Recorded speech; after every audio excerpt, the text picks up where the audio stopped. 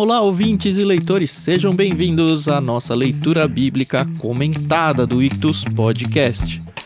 Eu sou o Thiago André Monteiro, @vulgutan, estou aqui com a Carol Simão e o Thiago Moreira para a gente conversar sobre o capítulo 42 do livro de Gênesis. Quase lá, galera, quase lá. Tudo bem com vocês? Oi, pessoal, tudo bem? Aqui é a Carol Simão e é isso aí, quase lá, estamos chegando. Olá, pessoal, estamos juntos novamente, Gênesis 42, a história se desenvolvendo, principalmente agora lá no Egito, e muitas informações interessantes aqui nesse capítulo, muitas pegadinhas, entre aspas, que José vai fazer com os irmãos e a gente vai comentar um pouquinho sobre isso. Pessoal, eu tava fazendo uma conta hoje de manhã, porque a gente sempre fala, o projeto vai levar uns 20 anos, e na minha cabeça quando eu falo uns 20 anos eu penso 2 e 0, né? Mas não é 2 e 0, né? Eu fiz a conta uns 20 anos, é tipo uns 23. Aí eu falei, nossa, tem 3 anos a mais que eu não tô pondo na conta aí. Mas não sei, né? A gente tá com algumas ideias aí, principalmente para Salmos e Provérbios. Aliás, principalmente para Provérbios. Mas a gente vai divulgar isso para vocês muito em breve, porque ainda não tá 100% fechado. Mas orem por nós aí, né? Recebi uma reclamação recentemente de um membro da igreja que tá acompanhando. Por quê? Falou assim, não, 20 e poucos anos é muito tempo. Quando eu apresentei o projeto pro meu pastor, enfim, mandei lá pro pessoal da igreja e tudo. Aí ele falou, nossa, que legal, Thiago. Mas por que vocês não fazem um episódio por dia em vez de fazer um por semana? Eu falei, então, é pra segurar a audiência. Dá um trabalhinho, sabe, fazer isso. Que a gente vive, né? Tem uma igreja pra pastorear, todo mundo trabalha aqui, né? Aliás, gostaria de lembrar, senhores ouvintes, que a gente faz isso de graça e não cobra nada de ninguém pra isso. Mas isso não quer dizer que você não pode considerar a gente como um projeto missionário, tá? A gente realmente precisa desse auxílio de vocês. Então vai na descrição do programa aí que a gente tem explicadinho aí como você pode ajudar e realmente se envolver se você enxerga que isso daqui é algo de Deus, é algo que merece um sustento. A gente vai aceitar com muito bom grado, tá bom?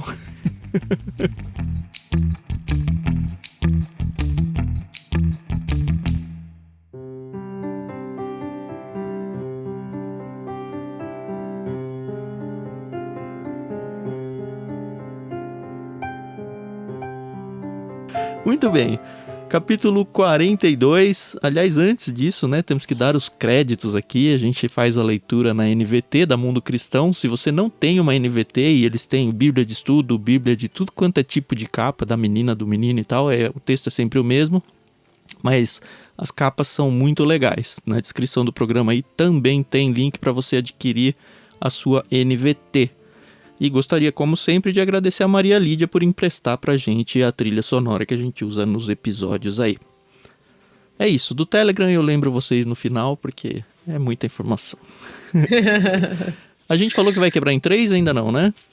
Isso, vamos quebrar em 3, de 1 a 7, de 8 a 28 e de 29 até o final.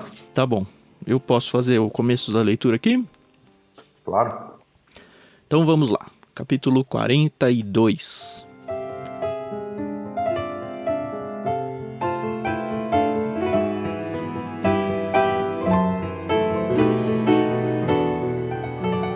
Quando Jacó soube que no Egito havia cereais, disse a seus filhos, por que vocês estão aí parados, olhando uns para os outros? Ouvi dizer que há cereais no Egito. Desçam até lá e comprem cereais em quantidade suficiente para nos mantermos vivos, do contrário morreremos. Então, os 10 irmãos mais velhos de José desceram ao Egito para comprar cereais. Mas Jacó não deixou Benjamim, o irmão mais novo de José, ir com eles, pois tinha medo de que algum mal lhe acontecesse. Os filhos de Jacó chegaram ao Egito junto com outros para comprar mantimentos, porque também havia fome em Canaã. Uma vez que José era governador do Egito e o encarregado de vender cereais a todos, foi a ele que seus irmãos se dirigiram. Quando chegaram, curvaram-se diante dele com o rosto no chão. José reconheceu os irmãos de imediato, mas fingiu não saber quem eram e lhes perguntou com aspereza, de onde vocês vêm? Da terra de Canaã, responderam eles.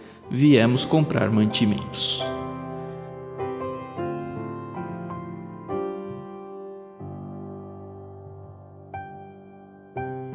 A primeira coisa que me veio aqui é esse negócio de voltar pro Egito, né? A gente já sabe, já falou várias vezes do Nilo, mas me veio o paralelo com Abraão indo pro Egito por causa da fome e tudo, e acho que não tem como fugir desse paralelo, né? Sim, o que era, não vou falar comum, mas acontecia, né? A fome, a gente já viu na história de Abraão, a gente sabe que essa fome aqui particularmente vai ser muito severa, Uhum. né? Pelo que a gente já viu dos sonhos de José, da interpretação e tudo, mas o fato de haver fome, né, escassez de alimento em determinado período, por dificuldade no plantio, na agricultura, e aí a busca da solução no Egito por causa da irrigação, do Nilo e uma série de coisas, era comum, acontecia de maneira regular na história ali daquela região. Foi Isaac uma vez que queria ir pro Egito por causa de fome e Deus falou, não vai. E aí tem o episódio lá com Abimeleque, que é na terra dos filisteus, que é meio caminho para o Egito. É isso, né? Se eu não me engano, foi isso mesmo, que a gente viu lá na história de Isaac, que é uma história que se parece, né, com a de Abraão, a gente até comentou isso. Se eu não me engano, é isso mesmo, que ele iria pro Egito e Deus impediu.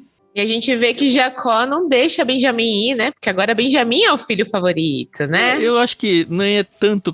acaba sendo por causa do favoritismo, mas pensa no coitado do Jacó. Ele amava uma esposa. Eu não vou nem dizer que ele amava ali, porque ele não amava. Ele amava uma esposa e ela morreu. As duas descendências aí dessa esposa, as duas crias dessa esposa, uma, entre aspas, aí pra ele, morreu. Só sobrou o Benjamim de lembrança da Raquel, ou de sequência da Raquel na vida aí, na geração. Como que ele coloca em risco a vida dele? É difícil pensar isso também. Sim, mas é verdade, né? Tem toda a questão, inclusive, de manter a descendência, né? Porque na cabeça de Jacó, como foi dito, José está morto. Então tem essa questão, mas o tema volta, né? E volta com força. Não, eu não digo nem que volta, eu nunca saiu, né? Isso que é. Sim, a gente viu que tudo lá, claro, os irmãos são responsáveis, mas lá no capítulo 37, quando José é vendido para o Egito, tinha toda a questão do ciúme pelo favoritismo. E agora esse tema ele volta com força nesse capítulo, justamente para o que vai acontecer no relacionamento de José com seus irmãos, que vai envolver a pessoa de Benjamim aqui, né? É interessante ver o Jacó, eu imagino que ele já esteja bem velho aqui, tendo que falar, mano, vocês estão aí parados, como dizem, né, igual um 2 de paus aí. Vamos, a gente vai morrer aqui, pelo jeito devia estar tensa a situação mesmo, vocês não vão fazer nada? Vai lá pro Egito, né? Eu fico pensando que Jacó era um homem muito rico, né, então talvez, conjecturas, os seus filhos estivessem acostumados a uma vida confortável, né? Tem gado, tem animais, enfim. E aí Jacó vai vendo que, tá acabando, entendeu? Daqui a pouco a gente vai passar fome aqui, entendeu? Até que realmente o negócio aperta, né? E aí, como o Tam falou, Jacó fala, vocês não vão fazer nada? Vão lá pro Egito, caramba. Mas a gente já viu que os filhos, pelo menos os mais velhos, já têm suas famílias. Espera-se que eles sejam senhores dos seus lares, sabe? Eu acho que faltou um pouco até de responsabilidade das pessoas aqui pra Jacó precisar chamar atenção pra isso. Se a gente pensa que José, ele ascende lá ao ao governo lá do Egito, com 30 anos. Já se passaram 7 anos de fartura. E agora começou a fome. Então José está próximo aos 40 anos. E ele era o mais novo, tirando Benjamim, né? Então os irmãos têm aí, né, nessa faixa aí de certamente mais que 40 até 50, 60, não sei, já são pessoas aí com uma idade no jeito para se virar, né? Não são crianças, não são jovens, mas justamente. Essa é a questão. Outra coisa que me causa muita estranheza, não pra história, né? Porque pra história precisava que isso acontecesse, né? Mas pensa, o José, ele era o governador do Egito, como diz aqui, o segundo abaixo do faraó. Me estranha muito, chegar uma galera de fora e já ter acesso direto a ele. Hoje em dia, se eu for pra Brasília, eu não converso com o presidente, sabe? Eu não converso com o pessoal do Senado. Eu não vou aqui nem na prefeitura e converso com o prefeito. Mas, de alguma forma, aconteceu isso quase que naturalmente. Isso me causa uma estranheza, mas não a ponto de eu ir pesquisar e descobrir, por que isso aconteceu. Eu acho que a ideia aqui, né, como o José foi elevado né, ao governo e tal, mas ele foi levado dentro dessa circunstância. O faraó falou para ele, ó, quem vai cuidar disso é você. Não tem homem tão sábio para cuidar disso. Então você vai cuidar de toda a logística de armazenamento, você vai cuidar da venda. Ou seja, ele era o responsável por isso. É claro que tinham servos lá com ele. Como a gente vai ver no texto, vai ter um intérprete com ele, vão ter pessoas que vão separar, mas ele é que negocia. Né? Ele é quem vende, ele que está à frente disso tudo, né? Justamente pela confiança na sabedoria dele para lidar com essa questão. E é interessante uma coisa do Benjamim, que Jacó ele não quer deixar Benjamim ir com os irmãos, né? Uhum. O texto diz, pois tinha medo de que algum mal lhe acontecesse. Mas eu fiquei pensando, conjectura, como a Carol disse, será que Jacó não confiava tanto nos outros filhos também? Será que tinha uma pulga atrás da orelha, né? Ele certamente via a rivalidade que existia com José. Eu não sei se a mesma rivalidade aconteceu com Benjamim, porque é um outro momento, os irmãos bem mais velhos, Benjamim bem mais novo. Não sei se aconteceu a mesma coisa. Eu não sei se Jacó confiava tanto nos 10 filhos que ele tinha. Essa rivalidade pro Benjamim, os ciúmes, né?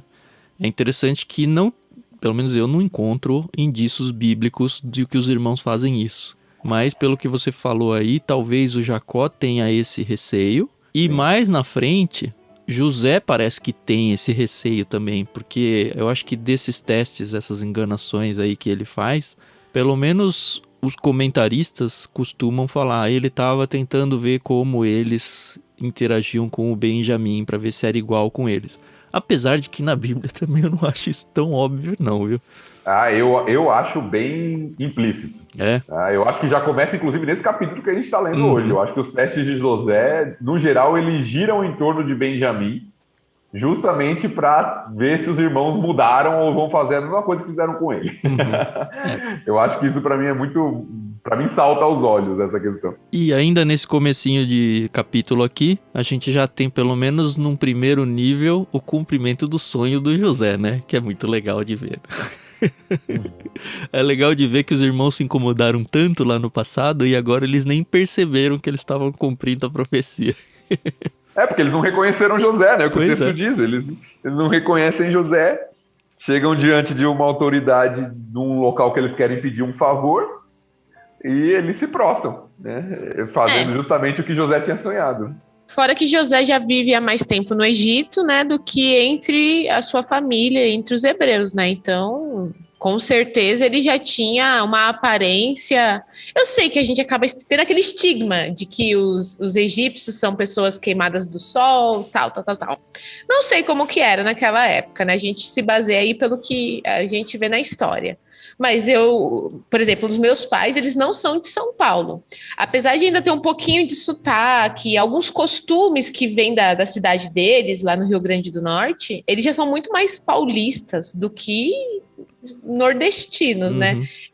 E eu acredito que o José já tinha muito esse aspecto, né? Ele era já muito mais egípcio. Nem sei se ele era chamado de José em algum momento, né? Ou se ele já era chamado pelo nome egípcio, possivelmente apenas pelo nome egípcio, né? Então, acho que isso já era bem forte já na vida dele, né? Eu acho que era muito mais as roupas, o fato de se barbear, até porque eu acho que o povo lá do lado do Jacó também devia ser escuro. Era todo o trabalho externo, né? A própria ascendência deles, se a gente for comparar com o que é hoje, é um bronze lá, sei lá. Mas acho que é outra pessoa, já é adulta, talvez até... a gente é refém da dramaturgia, né? Mas talvez usassem maquiagens, coisas desse tipo assim que a gente vê nos egípcios. É isso mesmo, tem a questão da aparência, né? Eles estavam acostumados com o José bem mais novo e provavelmente, mesmo ainda sendo jovem, com barba.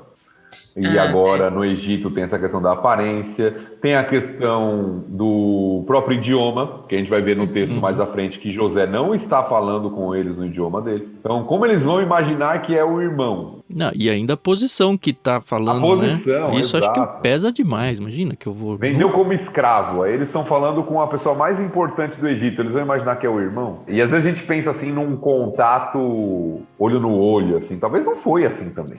Talvez existia um trono certa ali distância. lá longe, uma escada. Exato, certa distância com com guardas, né? Ele era alguém de importância, né? Um oficial, o segundo mais importante do Egito. Talvez tinham guardas que faziam alguma espécie de... Então, falar com alguém à distância, não é fácil você Eles estão reconhecer. sendo né? acusados de serem espiões, né? Com certeza a guarda não ia deixar chegar próximo do jeito que é. E o José começa a enganar aqui, né? Mais uma geração enganando familiares aí. É interessante, porque a gente sempre pega esse texto já olhando a história de José como um todo. Uhum.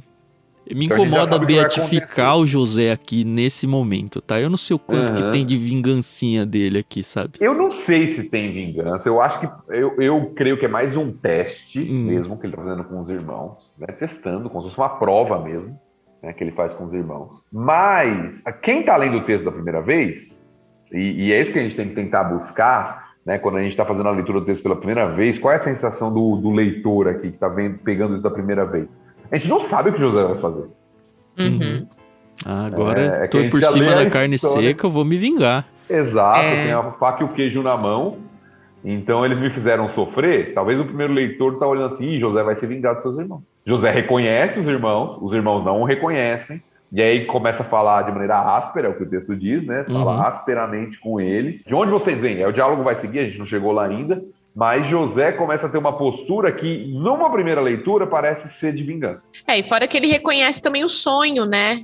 Que ele teve quando ele era adolescente, né? De que os irmãos se prostrariam, né? Diante dele. Uhum. Eu acho que num plano maior, realmente é mais esse teste e tudo. Mas eu não consigo tirar totalmente do baralho a carta de que, olha, ele tá... Não sei se vingança é uma boa palavra, mas... Talvez. Em algum nível. Eu não gosto de tirar totalmente, assim, porque o José é humano também, né? Ele Sim. com certeza, não tenho certeza de nada, né? Mas na minha cabeça tem provavelmente algo que ele gosta do que tá acontecendo, assim, sabe? Agora vocês estão na minha mão, não sei. Eu não sei se é isso de fato. A gente vê que José, no próprio texto de hoje, se emociona. Tem uma parte que ele chora. Mas que há, no mínimo, um teste há. Sim, isso não tem Estamos dúvida. entrando nem no mérito se é certo ou não que ele está fazendo. A gente sabe que Deus vai usar isso para várias coisas aqui até o final de Gênesis. Mas há, de fato, um teste. E a questão do sonho que a Carol falou, lembrou agora novamente, isso é uma primeira parte, porque vai acontecer de novo na história, mais para frente. Mais pra frente na história de José, esse se curvar diante dele e tal, vai continuar acontecendo. Então é a primeira vez que o sonho se concretiza, mas vai acontecer mais vezes. Pensando pela cabeça do José, será que o fato dos irmãos aparecerem era algo assim... Não vou dizer imprevisto, porque ele sabia que todo mundo ia acabar comprando comida de lá. Mas que ele foi pego de surpresa e falou: caramba, olha os meus irmãos aqui, não estava esperando isso agora, sabe? Porque a reação dele é muito rápida. Se a gente for pensar em todo esse plano de enganar e testar, é algo que pelo menos pra mim, demanda um pouco de planejamento, velho. Eu acho que é planejado. Mas você acha que ele já estava esperando? Meus irmãos vão chegar aí uma hora e vai ser isso. Eu acho que sim. Por quê? José já sabe que os sonhos dele são revelações de Deus. Tem isso. Isso já aconteceu com o copeiro e com o padeiro, já aconteceu com o faraó, os sonhos se concretizaram. Tem um sonho, ou 2 sonhos, né, lá da sua adolescência, que ainda não se concretizaram. E agora tem fartura, mas tem fome, e os povos começam a ir atrás do Egito, porque não tem comida em outros lugares. Eu acho que ele estava esperando. E se ele estava esperando, meio que responde minha pergunta, né? De que, por que eles tiveram acesso? Ele já estava meio de olho, em algum momento vai aparecer uns hebreus aí, eu tenho que ficar de olho, se alguém perceber que chegou hebreu, me avisa que quem vai atender sou eu. Sei lá. Claro que isso é suposição, a gente está tentando entrar na mente de José, o texto não se preocupa a responder isso, mas para mim eu acho que ele tinha certo de que esse sonho iria se concretizar e que as circunstâncias estavam levando para esse sonho se concretizar. Mas vamos ver se concretizar, né? Acho que dá para seguir. Quem dos dois que quer ler a sequência aí? Pode ler, pastor. A partir do versículo 8, nós vamos ler até o 28.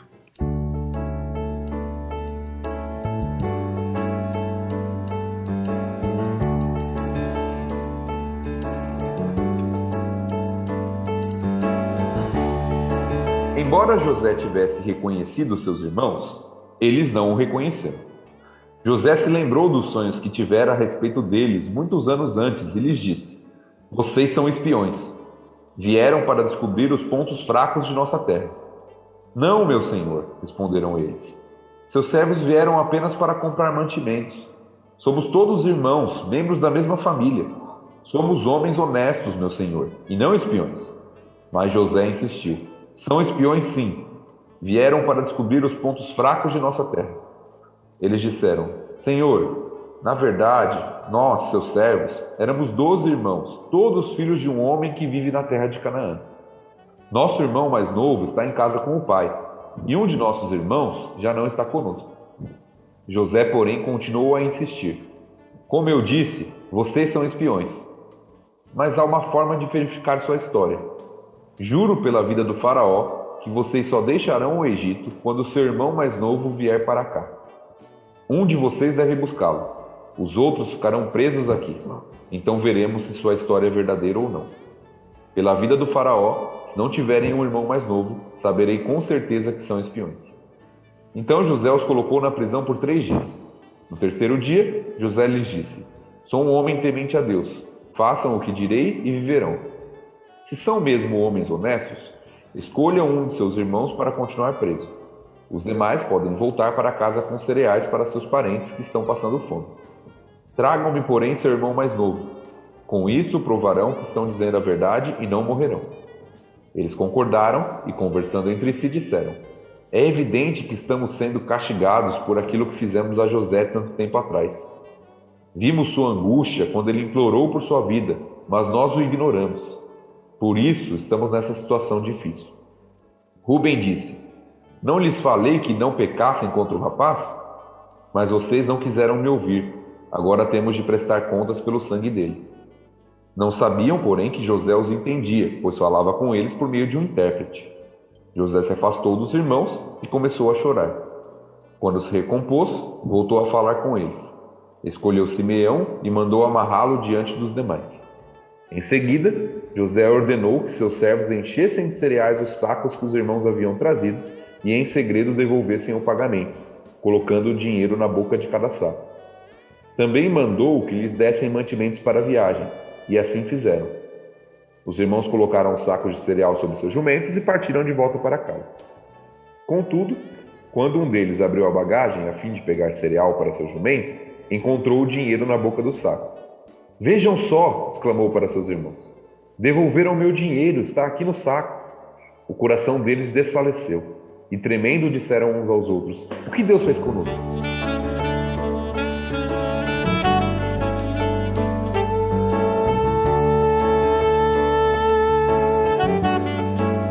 O que eu acho mais interessante é que eles sabem, né, porque eles estão passando por aquela situação, né? Uhum. Eles sabem. Isso é muito... Um pecador hoje em dia sabe por que está passando pelos... Algumas vezes, vai. Mas a gente, quando faz alguma lambança aí, e a gente é meio disciplinado por Deus, a gente suspeita o que está acontecendo. Acho que é muito natural de uma pessoa que realmente tem sua vida entregue a Deus. É a culpa, né? É aquele negócio, você fez alguma coisa errada, quando algo dá errado, você fala assim: é por causa disso.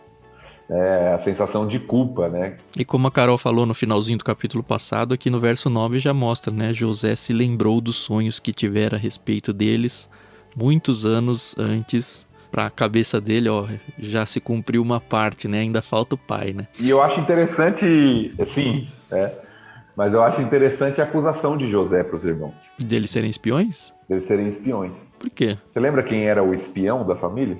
Ah, é verdade. Ele era o espião da família. Exato. Boa. Jacó mandava José para ver se os irmãos estavam, o que eles estavam fazendo, e José vinha e delatava, né? Os irmãos falavam: eles estão fazendo isso aqui de errado. Então, mais uma vingancinha aí dele, hein? Vocês falavam que eu era espiões, agora vocês vão ser tratados como espiões e vocês vão ver como é bom.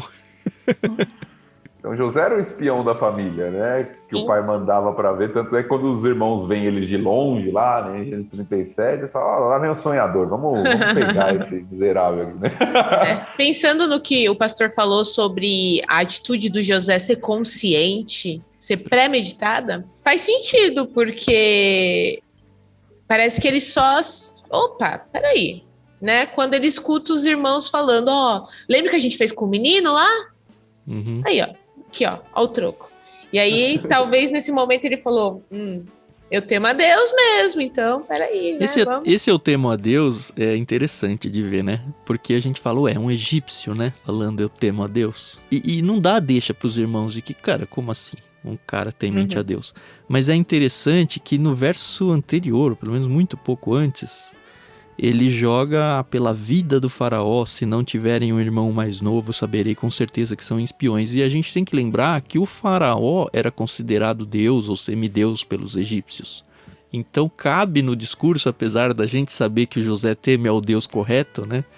Os irmãos não tem como sacar que ele não está falando do faraó ou dos deuses do Egito. Ele está falando realmente do mesmo Deus. Porque ele não usa o termo para o Deus da aliança, o Senhor, né? Ele usa o termo mais geral para Deus que outros povos usavam, né? Para a divindade. Eles não desconfiam também por causa disso, né? E só voltando à questão do espião, eu falei com relação a José, e é interessante mesmo essa relação, pelo menos eu achei interessante, mas essa questão de mandar espiões para inspecionar uma terra é comum. A gente vai ver eles fazendo isso, né? O povo judeu. Os próprios judeus fazem isso quando vão conquistar Canaã. Então a preocupação, né, ou a alegação de preocupação, estar recebendo pessoas, né, na sua terra, é válida. Né? A acusação de José aqui não é algo absurdo. Por que ele está suspeitando disso? Né? A suspeita ela é válida, porque você está recebendo pessoas de outros lugares na sua terra e a desconfiança por espiões que estão vigiando, né, pontos de acesso, como entrar, o que é bom, o que não é nessa terra, ela era comum naquela época, na questão de batalha entre os povos. Então não é algo absurdo de se pensar aqui no discurso, né, que está sendo dado, né? Será que esses 3 dias de prisão para todos tem um paralelo com a prisão do próprio José na cisterna? Porque ou ele mudou de ideia no caminho, né? Não vai voltar só um, vai voltar todo mundo menos um. Ou ele realmente quis mostrar para eles o que é ficar preso num lugar e sem saber o que vai acontecer, não sei. Eu acho que tem um paralelo, tá? Da questão deles ficarem presos. E a gente já viu que na antiguidade muitas dessas prisões eram em cisternas mesmo. E José ter ficado preso, né, lá na cisterna de ser vendido para o Egito. Então eu acho que tem um paralelo. Talvez tenha sido mais um gatilho para os irmãos para falar, isso tem tudo a ver com o que a gente fez com José. É possível. Mas é interessante porque José começa a receber algumas informações quando os irmãos vão conversando, e eu acho que tem até a ver com o choro dele aqui, que ele não tinha, né? Que o irmão mais velho tinha tentado ajudar ele, talvez. Exato. O que pra mim responde ele não ter escolhido o primogênito, o próprio Rúben, pra ter ficado, mas o segundo, o Simeão. Sim. E isso vai ter importância mais pra frente na história, quando José sabe a ordem dos irmãos, né? Mais pra frente na história isso vai ter ainda mais importância. Mas, de fato, ele provavelmente não sabia que Rúben tentou salvá-lo. Né? Quando o Rubem fala, eu não falei pra vocês, eu não te disse, é aquele negócio quando você faz alguma coisa que alguém falou e dá errado. Falei pra vocês. Eu acho que foi o que fez ele chorar, isso. Foi a gota d'água pra ele começar a chorar. Eu acho que sim. E relembrar toda aquela história, a forma como eles contam é dramática, né? Sim. Nós vimos a sua angústia quando ele implorou por sua vida, mas nós o ignoramos. A gente não tem essa informação até aqui. Lá verdade. O relato os irmãos pegaram, jogaram ele na cisterna, depois trouxeram de volta e venderam. Não tem um clamor de José pela sua vida. A gente pega essa informação aqui. Então imagine os sentimentos, né? Tudo voltando à memória, né? O clamor de José pelos seus irmãos, pela vida, e os irmãos mesmo assim sendo duros, vendendo ele, fingindo que ele estava morto por pai. Então toda essa situação vem à tona e é muito interessante ver isso. De fato é uma situação dramática aqui. E a preocupação de José com o pessoal que ficou lá em Canaã, né? Para preservar a vida deles, volta, porque vocês têm parentes que estão passando fome, né? O pai tá lá, né? Imagina a saudade do pai, não poder falar nada. Então eu acho que é por isso também que ele libera os irmãos de alguma forma, né? Prende um para ter essa relação e esse retorno, apesar de que a gente vai ver no final do capítulo que eu acho que eles não estavam muito interessados em buscar Simeão, não. Ele devia ser meio chato, deixa ele né? lá. Mas esse ponto aí de contato, que é o Simeão, mas manda de volta por causa da preservação do próprio pai, né? Uhum. Esse negócio dele devolver o dinheiro, todas as vezes em que eu li essa história, eu ouvi, sempre me veio à cabeça, acho que até pastores pregando, sempre falaram, porque ele não queria tirar as riquezas da família, sempre pra essa linha. Mas eu li, acho que em um comentarista agora, uma coisa que foi um gatilho pra mim que eu nunca tinha tido. E ele falou, olha, mais uma vez na história, eles trocaram um irmão por dinheiro, como eles tinham feito com José. Eu falei, uau, cara, eu nunca pensei isso, mas dessa vez ficou o Simeão e eles estão levando o dinheiro de volta pra casa no lugar do irmão.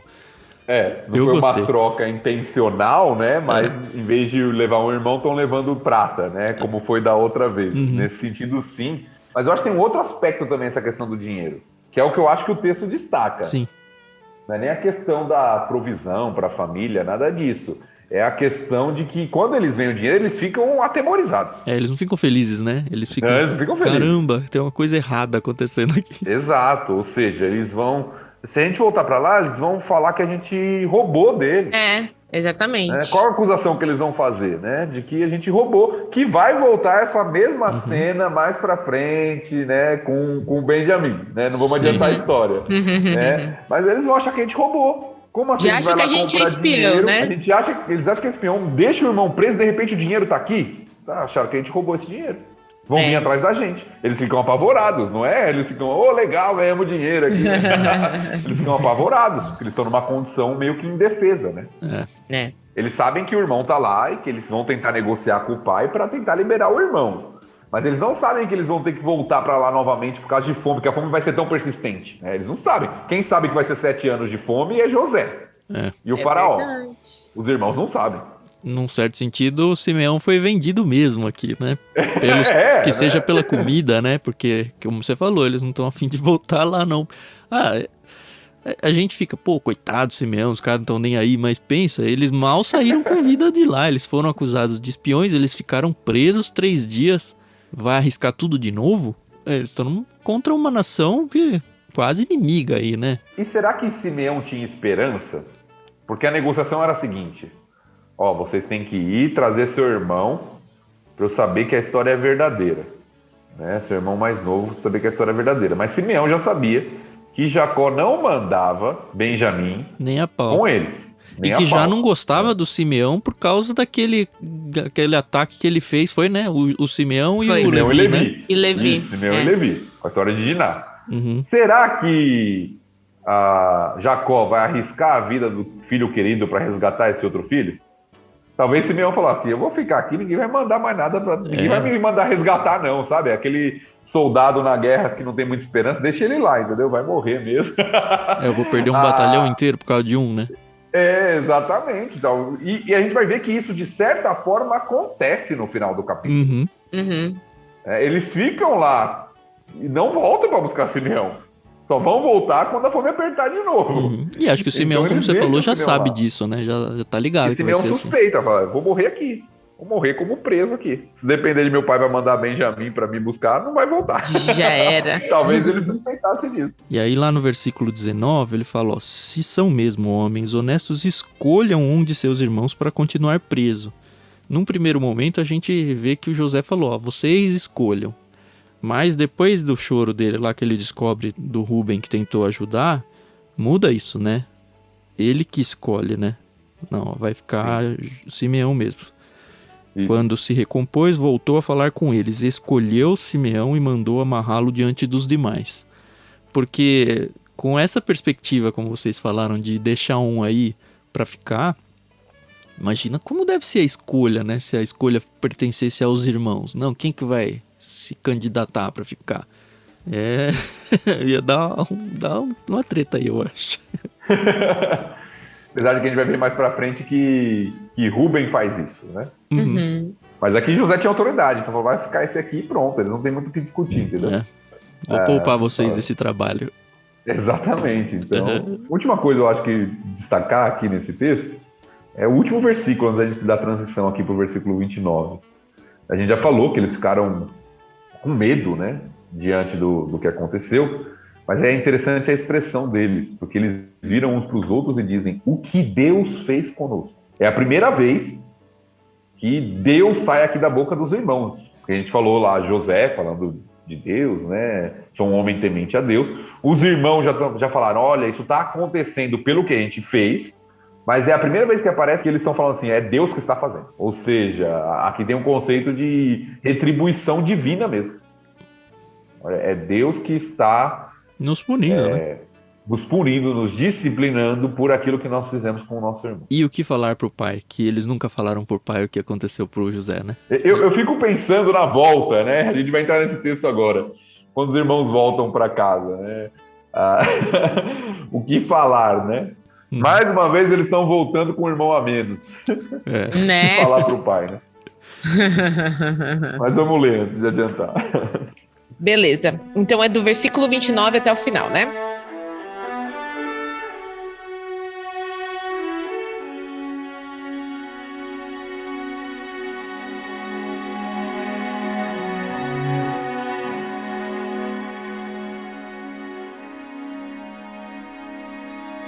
Quando os irmãos chegaram à casa de Jacó, seu pai, na terra de Canaã, relataram-lhe tudo o que havia acontecido com eles.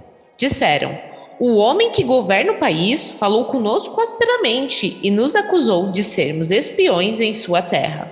Mas nós lhe garantimos: somos homens honestos e não espiões. Somos 12 irmãos, filhos do mesmo pai. Um de nossos irmãos já não está conosco, e o mais novo está em casa com nosso pai na terra de Canaã. Então o homem que governa o país disse: saberei com certeza se vocês são homens honestos da seguinte forma: deixem um de seus irmãos comigo e voltem para casa levando cereais para seus parentes que estão passando fome. Tragam-me, porém, seu irmão mais novo, e saberei que são homens honestos e não espiões. Então lhes devolverei seu irmão, e vocês poderão negociar livremente nessa terra. Ao esvaziarem os sacos, viram que dentro de cada um havia uma bolsa com o dinheiro do pagamento pelos cereais. Os irmãos e o pai ficaram apavorados quando viram as bolsas de dinheiro.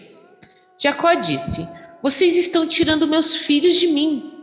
José se foi, Simeão não está aqui, e agora querem levar Benjamim também. Tudo está contra mim. Então Rúben disse ao pai: se eu não trouxer Benjamim de volta, o Senhor pode matar meus 2 filhos.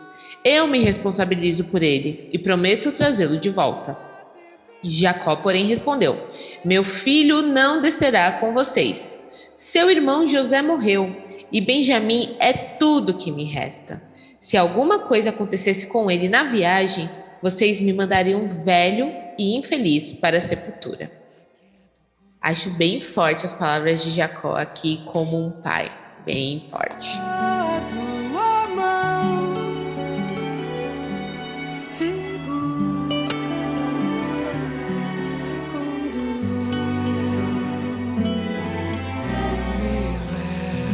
E a predileção volta, né, a história, e fica, acho que nunca esteve tão clara. O próprio Jacó falando para os irmãos, para os filhos dele, né, para os irmãos do Benjamim: o Benjamim é tudo para mim, vocês não são nada, é implícito isso. É uma admissão de uma realidade já vista, mas agora dita em palavras. Né? Agora eu fico imaginando, né, os irmãos voltando no caminho para casa. Dessa vez eles resolveram ser honestos, né? Contaram tudo de fato como aconteceu, mas eu acho que eles foram tentados a inventar alguma outra desculpa também, né? Vamos inventar que Simeão morreu também no caminho aqui, a gente já resolve o problema. Mas a questão é que talvez eles voltem para lá, né? Eles não têm certeza ainda. Então, e eles tinham toda a chance de falar do José aqui também, né? Mas não falam. Não do José, que eles não reconheceram lá, né? Mas admitir pro pai que, a gente fez isso no passado, mas continuam escondendo isso, né? Sim.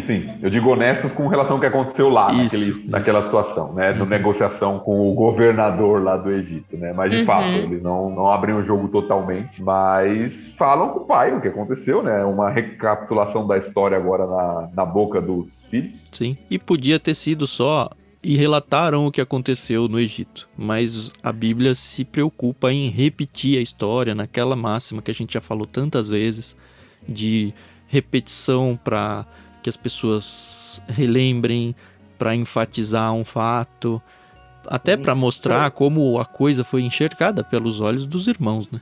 E também para dar aquela dramaticidade na narrativa. É verdade. Então, você tem lá os irmãos realmente recapitulando o que aconteceu, mas nas palavras dele falando com Jacó. É que a gente está muito acostumado, a gente é uma geração muito visual. É.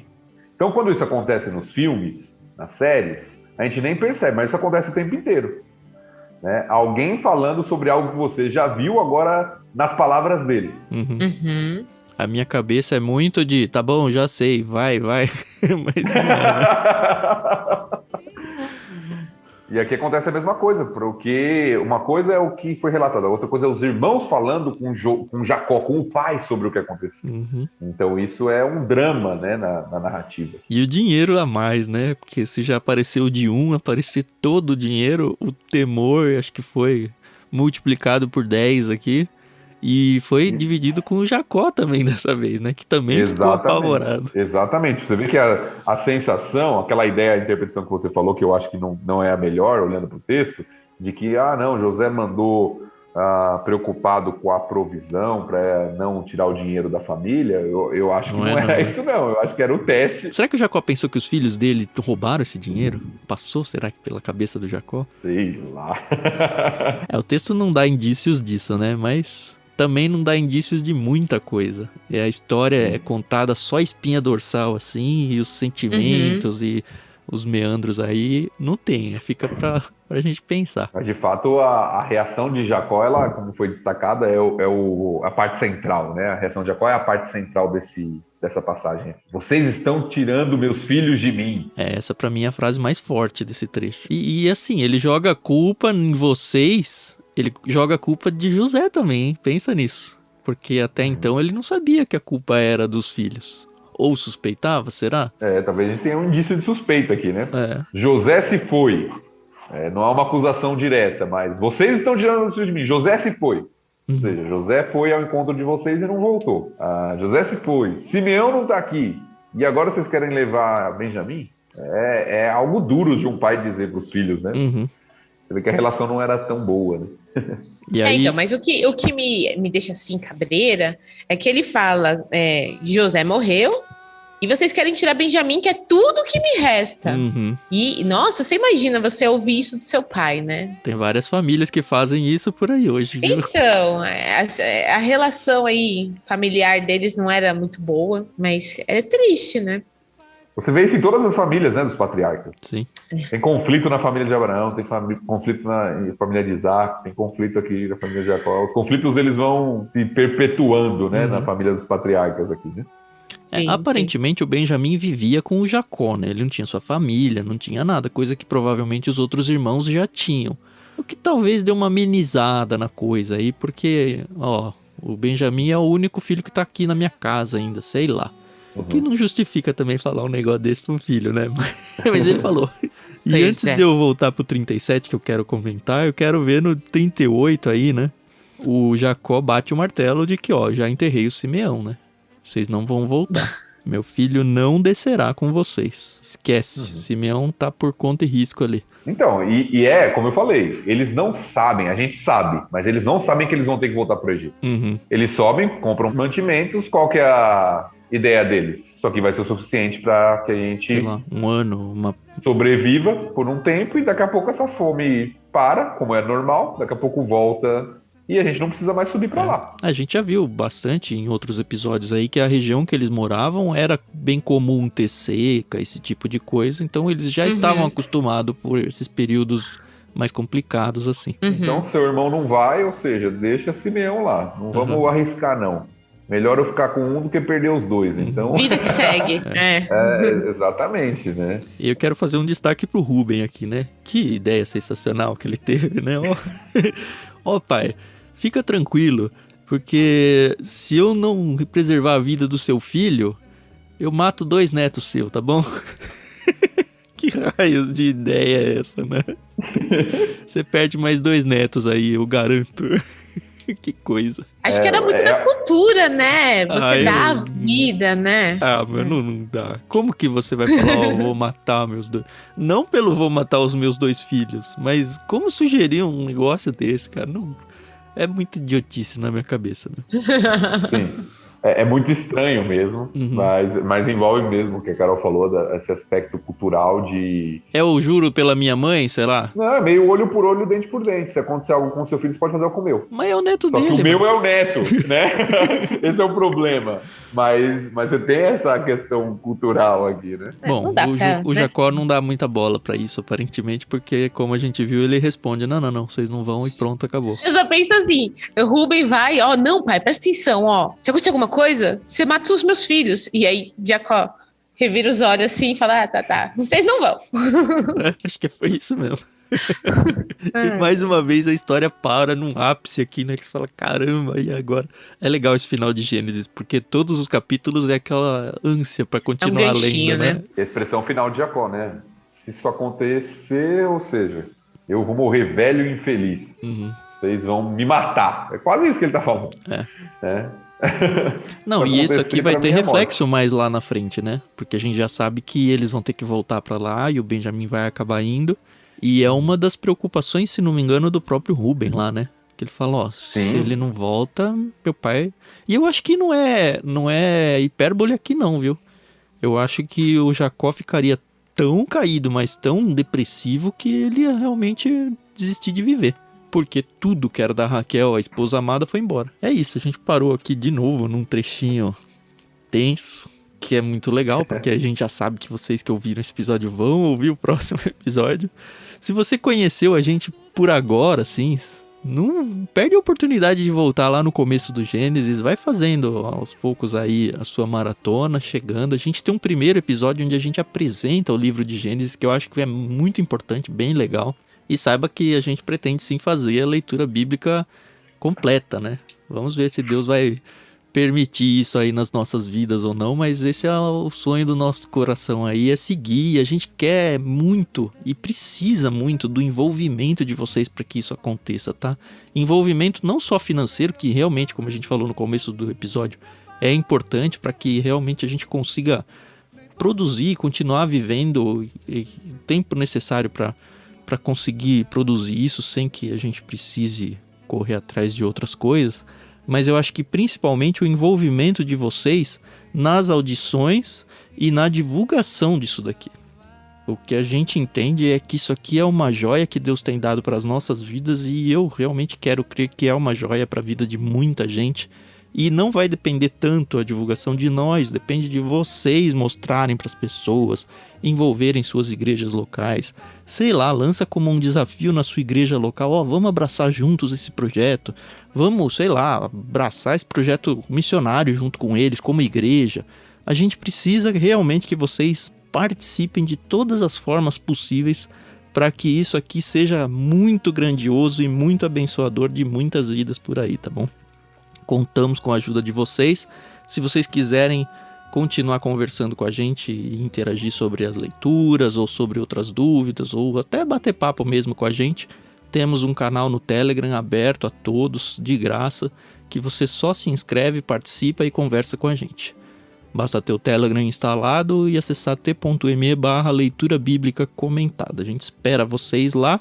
Muito obrigado mais uma vez por estarem com a gente. E até o próximo episódio. É isso aí, pessoal. Muito obrigada. É um prazer estar aqui conversando com vocês. E a gente se ouve no próximo episódio. Até mais. É isso aí, pessoal. Até a próxima. Leiam Gênesis 43, que nós nos encontramos para conversar sobre isso na próxima semana.